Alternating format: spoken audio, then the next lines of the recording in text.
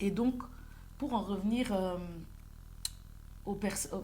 toutes ces personnes-là qui ont eu ces attitudes au deuil, où je ne me suis pas sentie à ma place, c'est comme si en fait, ils étaient entrés dans mon intimité. Ils étaient entrés dans mon intimité. Et Mhm. par rapport à ça, du coup, comme je vous ai dit que je fais beaucoup de liens avec la Bible, j'aimerais bien qu'on lise le livre de Genèse. Ok, De Genèse, si tu veux bien, bien sûr. bien entendu. Alors, Et donc, je te propose, par rapport à ça, de lire Genèse 19, 1 à 5. ok, très bien.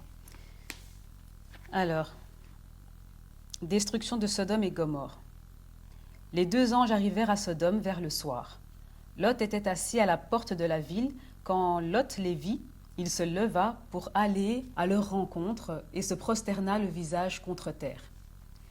Puis il dit, mes seigneurs, entrez donc chez votre serviteur pour y passer la nuit. Vous vous laverez les pieds, vous vous lèverez de bon matin, puis vous poursuivrez votre route. Non, répondirent-ils. Nous passerons la nuit sur la place. Mais Lot insista. Lot insista tellement auprès d'eux qu'ils le suivirent et vinrent chez lui. Il leur prépara un festin, fit cuire du pain sans levain, et ils mangèrent. Ils n'étaient pas encore couchés que les habitants de la ville, les habitants de Sodome, entourèrent la maison, depuis les enfants aux plus âgés. Toute la population était accourue. Ils appelèrent Lot et lui dirent, où sont les hommes qui sont entrés chez toi cette nuit? Fais-les sortir vers nous pour que nous couchions avec eux. Voilà. Il dit, fais-les sortir cette nuit pour que nous couchions avec eux. Pour moi, je me base sur la parole. La parole, le but quand on lit la Bible, c'est pas en fait de se calquer en fait à des écrits. La Bible, c'est un moment en fait dans la Bible on dit quand dans le Nouveau Testament à un moment les disciples en fait ils font des guérisons, des miracles, ils chassent des démons et tout ça et Jésus leur dit ne vous réjouissez pas de ce que les démons vous soient soumis, réjouissez-vous de ce que votre nom soit écrit dans le livre de vie, que votre nom soit écrit dans le livre de vie. Pour moi, la Bible, en fait, à quoi je l'associe, c'est que ça doit m'aider, en fait, lorsque je la lis, à regarder dans ma propre vie. Et ici, vous regardez, on dit que ils vont coucher avec lui. Et donc, c'est comme si, en fait, ils sont intrusifs, ils veulent des relations intimes avec ces personnes. Et moi, en fait, c'est un peu dans cette attitude que je suis. C'est comme si je me sens violée dans ma sphère de femme, je me sens violée dans ma sphère dans ma sphère dans ma sphère intime en fait. C'est ça que j'associe quand je suis au deuil, quand je suis aussi quand je suis dans ma vie de famille. Et je t'invite aussi du coup à lire du 12 à 13. D'accord. Donc, Genèse 19, 12 à 13. Hein. Oui. Les hommes dirent à Lot, qui as-tu encore ici? Gendre, fils, fille et tout ce qui t'appartient dans la ville. Fais-les sortir de là. Nous allons détruire cet endroit parce que le cri contre ses habitants est grand devant l'Éternel. L'Éternel nous a envoyés pour le détruire. Mhm. Donc on parle de destruction et comme je vous ai aussi expliqué que dans la Bible il y a des répétitions, je vais te demander de lire Juge 19, Mhm.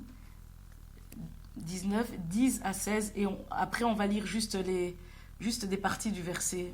Je te dirai, hein, Ok. si tu veux, je te dirai. Je suis désolée pour ce temps-là. Comme j'ai dit, mon but n'est pas d'enseigner ou quoi, mais c'est pour qu'avec moi, vous puissiez avoir un fil conducteur. Parce qu'en même temps, voilà, dans mon témoignage et tout, j'essaye aussi de vous interpeller. Ce n'est pas enseigner, mais je partage avec vous. Ok. Juge 19, 10 à 16. Ok. Le mari ne voulut pas passer la nuit là. Il se leva donc et partit. Il arriva jusque devant Jebu, c'est-à-dire Jérusalem, avec les deux ânes munis de leur selle, et avec sa concubine. Le jour avait beaucoup baissé lorsqu'ils furent près de Jebus.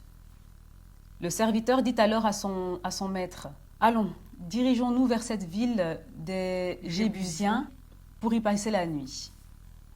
Son maître lui répondit, « Nous n'entrerons pas dans une ville d'étrangers où il n'y a pas d'Israélites. Nous irons jusqu'à Gibéa. » Il dit encore à son serviteur, « Allons, approchons-nous de Gibéa ou Rama et passons la nuit dans l'une de ces localités. » Ils continuèrent à marcher et le soleil se couchait quand ils furent près de Gibéa, ville de la tribu de Benjamin. Ils prirent cette direction pour aller passer la nuit à Gibéa. Le Lévite entra et s'arrêta sur une place de la ville. Il n'y eut personne qui l'accueille chez lui pour la nuit. Toutefois, un vieil homme revint le soir de son travail au champ. Cet homme était originaire de la région montagneuse d'Éphraïm et il s'était installé à Gilbéa alors que les habitants de l'endroit étaient benjamites. Là, du coup, je vais te demander de lire le 20, juste le 20. Le 20. Oui. Le vieil homme dit, « Que la paix soit avec toi. Je me charge de tous tes besoins. Tu ne passeras pas la nuit sur la place. » Ok, et je vais te demander du coup de lire le 22. Pendant qu'ils étaient en train de se réjouir, les hommes de la ville, hommes mauvais, entourèrent la maison, frappèrent à la porte et dirent au vieil homme, qui était le maître de maison, « Fais sortir l'homme qui est entré chez toi, pour que nous couchions avec lui. » Et on termine avec le 26. Le 26. Oui. Au petit matin, cette femme alla s'écrouler à l'entrée de la maison de l'homme qui hébergeait son mari, et elle resta là jusqu'à ce qu'il fasse jour. Elle resta là jusqu'à ce qu'il fasse jour. Ok. Il y a aussi le passage avec quand elle s'est coupée en 12. Mon Dieu. Attends. Le 29. Oui, oui. Arrivé chez lui, il prit un couteau, s'empara de sa concubine et la coupa membre par membre en 12 morceaux qu'il envoya dans tout le territoire d'Israël. Vous voyez, il y a la répétition, on parle aussi de relations, de relations intimes, ils veulent coucher avec, et ici dans ce passage, on voit en fait que le serviteur du mari, il dit en fait, il dit très bien, on va pas s'arrêter dans une ville étrangère, on va aller chez des gens qu'on connaît. Oh, wow. On va aller chez des gens qu'on connaît. Et c'est chez les gens qu'on connaît, c'est les gens un membre des 12 tribus qui vont en fait coucher avec cette femme, qui va finir par mourir et qui va finir par mourir. Coucher avec sa femme. Oui, ils vont coucher avec sa femme et tout ça. Et donc, moi aussi, vous voyez que je suis au milieu, je me sens abusée en fait, je me sens abusée avec des gens qui me sont proches en fait, que encore une fois, je n'en veux pas, mais qui me font subir un tel état. Et ce sont ce sont des proches. Et donc ici, moi, j'ai envie, en fait, du coup, comme cette femme, en fait, de me partager, en fait, en 12 par rapport, en fait, aux réseaux sociaux. En fait, ce partage, c'est un peu, je me divise dans le sens où je me dis que mon histoire, une part de mon histoire pourra toucher, en fait, un maximum de personnes au travers des réseaux sociaux. Et donc, voilà, toute cette amertume, tout ce poids déposé, je le partage, je me partage et je le transmets en fait de manière constructive en fait. Et ce que j'aimerais bien, c'est qu'on puisse lire Juge 20 verset 1.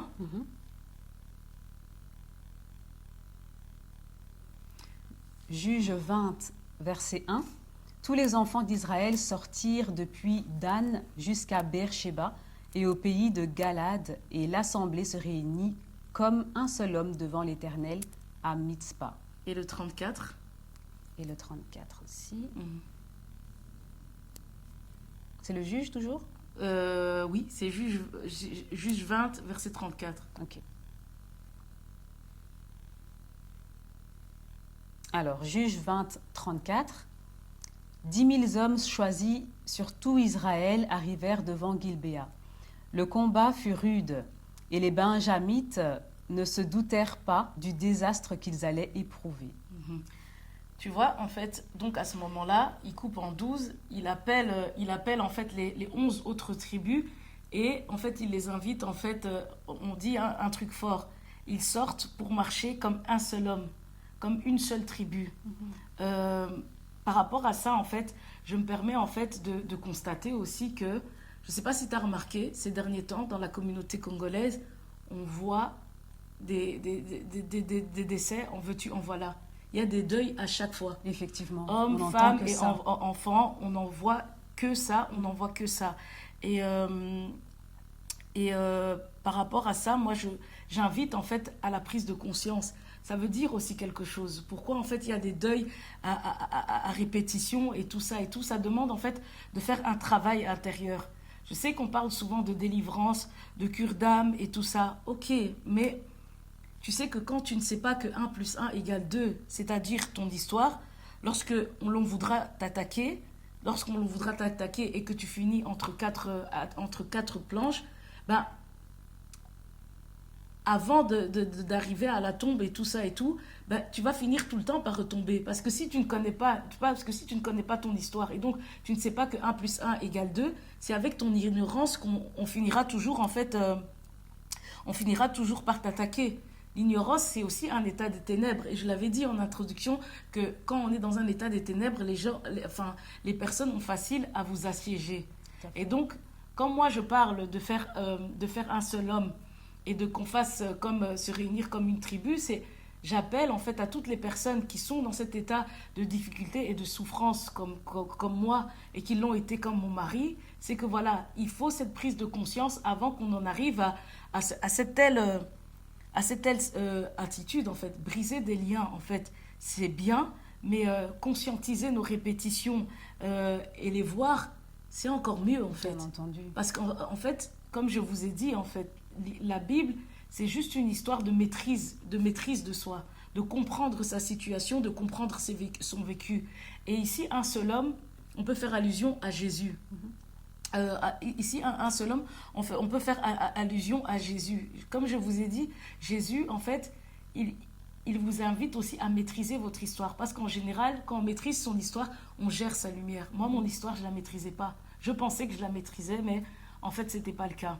Et du coup, pour revenir à Jésus, on est presque arrivé, c'est le dernier verset, c'est le Jean 17, 12. Oui, et avant d'en arriver là, ce que je voulais clarifier, en fait, ce que tu es en train de dire, c'est que en brisant les liens, on permet encore la répétition de se faire, alors qu'en travaillant sur son histoire, la répétition s'arrête. Moi, je trouve, parce que comme je t'ai dit, je me permets de dire ça, parce que comme je t'ai dit en introduction, j'allais à l'église, je voyais tout le temps les mêmes personnes qui venaient pour les guérisons, les mêmes personnes devant la porte du pasteur. À un moment, je me dis, mais en fait, les malédictions, tu les brises jusque quand? Tu le brises jusqu'où, en fait? Et donc, moi, je me dis, mais pourtant, quand tu maîtrises ton histoire, en fait, tu maîtrises ton existence. Et tu es maître de toi-même sans dépendre de quelqu'un. Exactement. Okay. J'ai l'opportunité de suivre des patients, de suivre des personnes. Et en fait, j'ai vu en fait, des personnes maîtriser leur vie parce qu'en fait, elles conscientisaient leur histoire. Et j'ai vu que les résultats étaient bien différents que les personnes chez qui on allait imposer les mains, chez qui on allait faire des choses. Et donc, moi, personnellement, j'ai vu la main de Dieu au travers en fait, de ma vie avec mes patients que malheureusement à l'église. Maintenant, je ne dis pas que l'église est une mauvaise chose, loin de là. Mais je parle juste de mon ressenti, encore une fois. Okay. Maîtriser son histoire. Maîtriser son histoire. D'accord. Et donc là, on est à Jean 17, 12.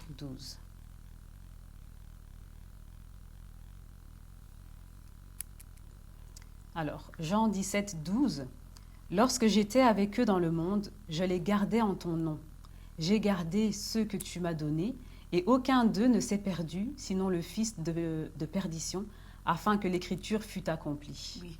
Vous voyez, ça c'est Jésus qui dit. Il dit, je n'ai perdu personne à part le fils de la perdition. Tu vois, dans Juge, il y a 11 tribus qui se mettent contre Benjamin. Ici aussi, en fait, Jésus, il ne perd personne, sauf le fils de la perdition. Donc, il préserve les 11, sauf Benjamin. Okay. Sauf Benjamin. Tu verras aussi dans 1 Roi 16, 34. Dans 1 Roi 16, 34. On l'a déjà lu? Non, on ne l'a pas encore lu. 1 Roi 16, 34.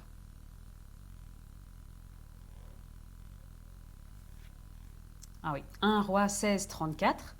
C'est sous son règne qu'un certain Hiel de Béthel rebâtit Jéricho. La pose des fondations coûta la vie à son fils aîné, Abiram, et lorsqu'on en posa les portes, son cadet, Ségoub, mourut.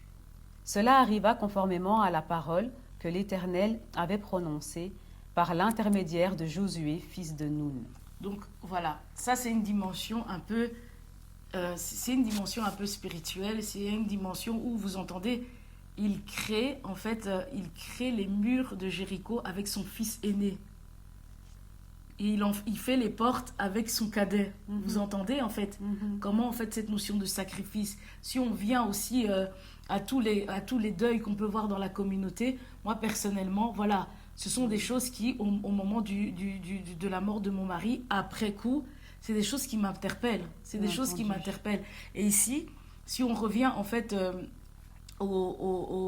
à la situation de Jésus où il dit je n'ai perdu personne à part le fils de la perdition. Le fils de la perdition, c'est Judas. Et la perdition, c'est pour moi, c'est le lot du peuple assis sur les personnes qui sont dans les ténèbres. Sur les personnes qui sont assises dans les ténèbres. Vous voyez que la femme ici, elle a été sacrifiée. Vous voyez aussi que, en fait, la perdition, pour moi, c'est les personnes, en fait, qui viennent, qui couchent, qui sont intrusives, qui sont là, qui ont une attitude qui est telle que, voilà, vous devenez ténèbres et certains rentrent dans la tombe et certains en fait ont un poids de sacrifice. Vous avez un poids, vous ne savez pas pourquoi, parce que voilà, on vous a déposé certaines choses. Tout à fait. Donc qui ne vous appartiennent pas du coup. Qui ne vous appartiennent pas. Et donc voilà, donc vous voyez un peu la répétition depuis la Genèse, depuis Juge et tout, et comment j'ai associé ça à mon histoire. Et moi je pense que voilà, la mort en fait, on a vu que Dieu était le Dieu des vivants. La mort ne fait pas partie en général en fait de Dieu, pour moi. La mort n'est pas de Dieu. La mort, c'est une histoire, c'est une affaire d'homme. Et on voit qu'il y a en fait le fils de la perdition. Et ce qui est bien en fait, il faut savoir que voilà, il y a 11 tribus.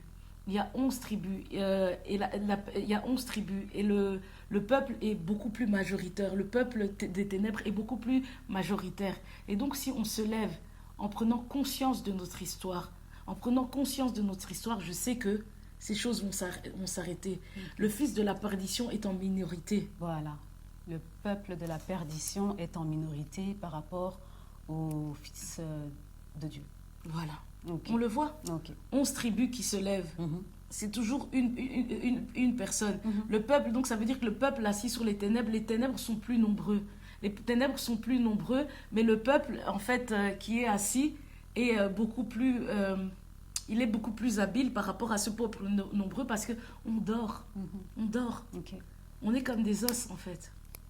Du fait qu'on dort, mais du coup, les autres profitent. On a vu, ils ont vu une grande lumière. Ils ont vu une grande lumière. Donc voilà. Donc même s'ils sont moins nombreux, ils profitent. Et du coup, ces deuils qui se répètent quelque part sont les deuils par rapport à ceux qui sont encore dans les ténèbres, qui ne connaissent pas encore leur lumière. J'ai envie d'associer ça à ça. Après, il y a des gens qui parlent de mort naturelle et tout ça.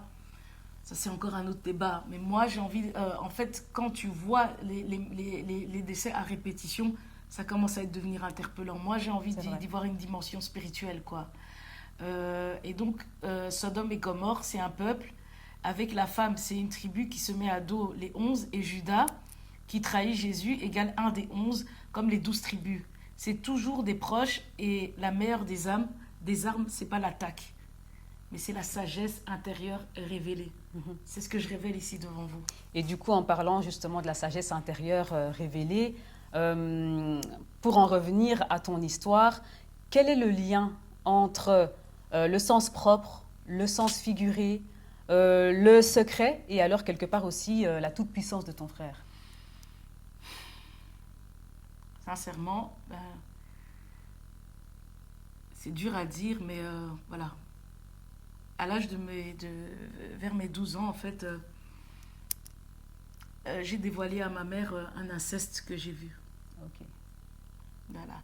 Et vers les 13-14 ans, suite à un problème de justice, il y a mon frère qui a dû quitter le territoire belge. Il a dû quitter le territoire belge et ce qui a fait qu'il n'était plus à la maison. Et donc, vers cette période-là, ben, vers mes 14 ans et tout, c'est vers mes 14 ans que je rencontre le premier Fabrice. Ok. Tu te souviens, ma relation des 6 mois. Oui, Quand il a quitté le territoire, ben, c'est là que j'ai rencontré le premier Fabrice. ça a été la porte ouverte. Exactement, voilà. D'accord. Et alors, du coup, concernant cet inceste, pour être bien clair, tu l'as vu et tu ne l'as pas vécu. Non, je ne l'ai pas subi. Tu l'as pas subi, Ouais, voilà. Oui. exactement. Je l'ai vu. Je l'ai pas subi, mais j'ai porté cette saloperie. En fait, j'ai porté cette saloperie dans mon esprit durant toute ma vie. Hein. C'est une vraie prison mentale. C'est ça. Et puis de voir ça à un si jeune âge, ça choque aussi. Effectivement. Franchement, effectivement. Ok. Et du coup, pour en revenir à ton amourette, si je comprends bien, cela a pu être possible parce il a quitté du coup le territoire. Mhm. Et ça fait que la toute-puissance la toute-puissance de tes frères, hein, quelque part, est devenue impuissante, vu qu'au final, tu as quand même su rencontrer Fabrice, ton Mhm. mari. Voilà, exactement. Et Fabrice, mon mari, comme j'avais dit, c'est au moment où l'autre est en prison. Donc, Voilà. voilà. Ok, ou l'autre frère est en prison, effectivement. Ouais. Mais ce que je dois souligner par rapport à Fabrice, Fabrice et moi, on n'a pas beaucoup d'âge de différence et tout. Et par rapport à Fabrice, c'était les autres qui me collaient cette étiquette. Mais sinon, avec mon frère, justement au téléphone, je lui ai dit que je m'en... Par rapport à Fabrice, qui te collait quelle étiquette? L'étiquette de la sœur de. C'est l'extérieur qui me collait l'étiquette de la sœur de. Ok, oui. Mais sinon, par rapport à Fabrice, pourquoi au téléphone je dis je m'en fous? Parce qu'en fait, Fabrice et moi, on était comme deux doigts de la main. Là, tu parles de ton frère. Mon Faut frère. préciser, Ah, parce oui, qu'il y en c'est a vrai. trop, allez, Fabrice. Exactement. Ok. Ouais, on était comme deux doigts de la main, super, hyper proches. D'ailleurs, quand il s'est tourné vers l'extérieur, qu'il est rentré dans la rue, j'étais extrêmement triste, quoi. J'ai perdu mon jumeau. Lui, enfin, j'étais avec lui partout. C'était mon binôme. C'était mon binôme. Et malheureusement, je parle au passé parce qu'en 2017, au décès de mon père, j'ai mis une croix sur lui parce que il m'avait déçu. Il m'avait déçu. Franchement, il m'avait déçu dans la mesure où moi, Fabrice, c'était mon frère. Moi, je faisais pas de différence et moi, je croyais que dans ces histoires de frères, de rivalité, de demi-frères, moi, je croyais que on passait au-dessus de tout ça, mais au décès de mon père, il m'a montré le contraire et depuis, j'ai plus rien voulu savoir. Même si c'est vrai, j'avais pensé ça quand il avait tapé mon mari, j'ai discuté avec, on a pleuré, on s'est embrassé, tout ça et tout, mais voilà, au deuil de mon père, il m'a montré que voilà, il était dans toutes ces différences et puis jusqu'à aujourd'hui, j'ai plus rien voulu savoir, quoi. Ouais, effectivement, malheureusement, c'est une réalité hein, dans tout ce qui est demi-frères et sœurs. Et Ok. donc, ouais, voilà. Et pour en revenir à l'autre frère, comme je disais, mon autre frère, j'avais peur de sa violence, sa dictature était oppressante, mais il m'a jamais fait peur en tant que personne, en fait. Et d'ailleurs, il savait que je l'avais dénoncé et que et j'avais été même jusqu'à lui demander le pourquoi, en fait, pourquoi il avait fait ça. Et en fait, humblement, en fait, on a parlé correctement, parce que moi, je suis tellement curieuse que Effectivement, j'en témoigne. je pourrais aller même jusqu'à interroger, je sais pas, le plus grand des serial killers, juste pour comprendre. Moi, j'ai besoin de comprendre. Ok. Et je me rappelle, Fabrice qui me disait, tu veux tout savoir, tu veux tout comprendre, tu veux tout savoir. Bref, ouais, je sais pas pourquoi je suis comme ça. Et donc, je lui demande, ouais, comment t'as pu faire un truc comme ça? Parce que lui aussi, en fait, on avait des moments où on parlait extrêmement bien. Hein, on parlait extrêmement bien. Enfin, en soi, il avait ce côté-là, mais c'est quelqu'un, bizarrement, voilà, de sympathique. On pouvait avoir aussi des longs débats et tout ça et tout. Et et il va me dire que au moment en fait où il faut savoir que ma mère elle est venue en Europe et elle avait laissé en fait son enfant et là-bas en Afrique il a été élevé par les autres enfants de mon père. Ok. Et il a été élevé par une autre mère et il me dira du coup que là-bas en fait on a eu à lui faire subir la même chose par ses aînés. Ah oui, ok. Tu vois encore la répétition. Tout à fait. Et en fait, le fait aussi que je n'ai pas peur, que je ne suis pas quelqu'un qui a peur et tout ça et tout, c'est parce que avant le secret, il faut savoir que moi, ma mère, c'était mon cœur. Ma mère, c'était toute ma vie. Elle aussi et tout, c'était mon ami, en fait. Et mon père, c'était mon âme. Mon père, c'était mon poteau, quoi. Ouais. J'étais très proche de mes parents. Mes parents, en fait, ils me donnaient une place. Ma mère, en fait, ouais, non, j'avais une place exceptionnelle. Et je crois que c'est pour ça que dans ma vie, en fait, j'ai jamais eu peur de personne. En fait, j'ai pas peur des gens. C'est ça est-ce que mon problème, mon défaut. Voilà, Fabrice, il était quelqu'un de très docile, très, très respectueux. Moi, en fait, je suis pas comme ça, en fait. Voilà. Tout ça pour dire qu'après, Fabrice, mon mari, c'était devenu mon cœur et mon âme à la fois. Franchement. Ah ouais. Et du coup, quelque part, tu as repris ton cœur auprès de ta mère, tu as repris ton âme auprès de ton père et tu l'as donné, tu as tout donné tout entier à Fabrice. Ouais, quoi. franchement. Ouais. Ouais, moi, mon mari, franchement. Et sincèrement, sincèrement, comme on dit, la mort n'efface pas l'amour. Et malgré, en fait, cette tragédie, sincèrement, si on me demandait de recommencer, enfin, de recommencer mon histoire, est-ce que je le choisirais encore, franchement, les yeux fermés. Je regrette rien. Voilà. Magnifique. Magnifique, magnifique. Et du coup, de quoi comptes-tu nous parler pour la prochaine? Bah justement, la prochaine partie, ce serait de vous parler de ma rencontre avec Fabrice, mon mari. Ok. Super, j'ai hâte. Merci.